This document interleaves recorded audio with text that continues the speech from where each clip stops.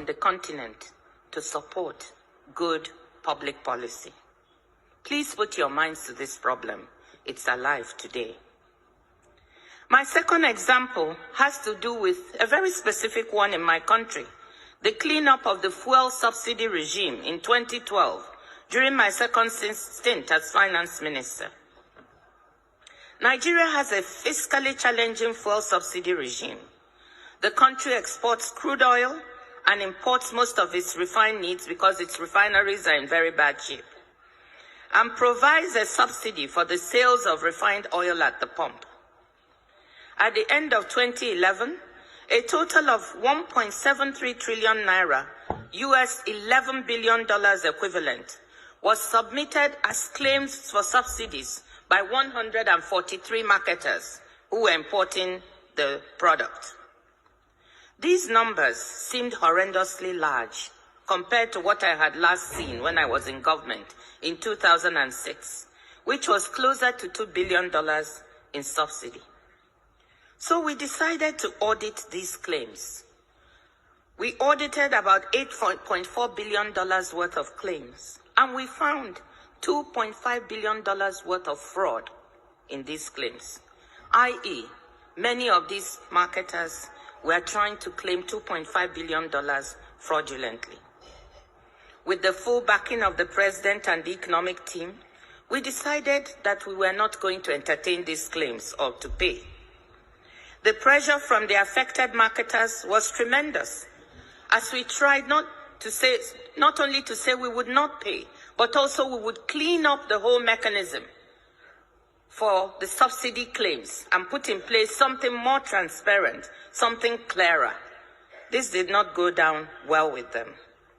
When we stuck to our position of non-payment and implementation of the new verification regime, these strong and well-connected vested interests were angered and seemed to blame me personally for this. There were personal consequences. My 83-year-old mother, a retired professor of sociology, was kidnapped by 4 young men and held for 5 days.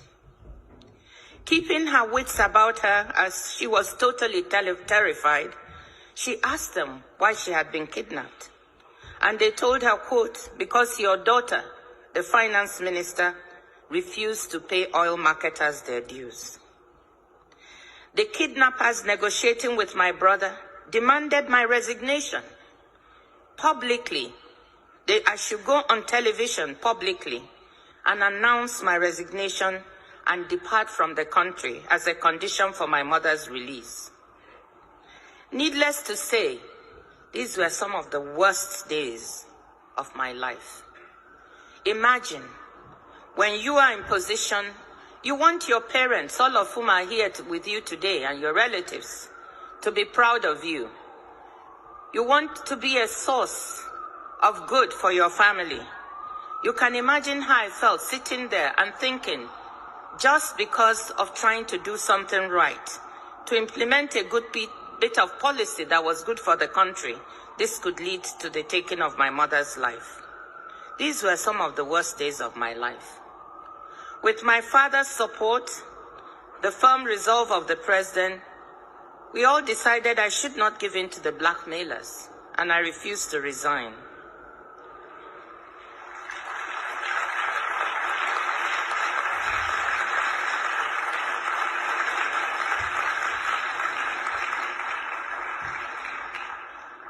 Following a manhunt, I'm sorry, I still feel emotional when I talk about it. And this story is not really publicly known, so this is probably the first time I'm giving the full details. Following a manhunt for my mother by police and security agencies, she was able to make a dramatic escape after 5 days in captivity, where she had only been given water and half of a sausage roll. So here was a well-justified cleanup and reform of a policy, but implemented in a dangerous reform environment where the losers in the reform, well-entrenched vested interests, decided to fight back to derail implementation. The decision not to resign was a very difficult and risky one, As it turned out, it worked.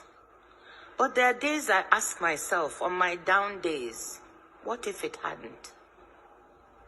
What if they had gone ahead and murdered my mother, as she overheard them planning to do, with one of their handlers on the phone? Could I have justified trading off firmness on policy and standing up to blackmailers, implementing a good piece of public policy for my mother's life? What decision would you have made? Faculty, what decision would you have made?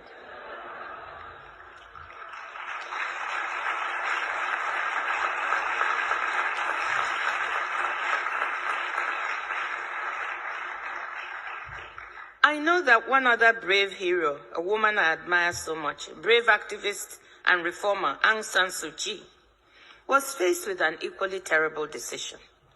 Leave Myanmar to be with her dying husband in England. I'm sure you all know the story.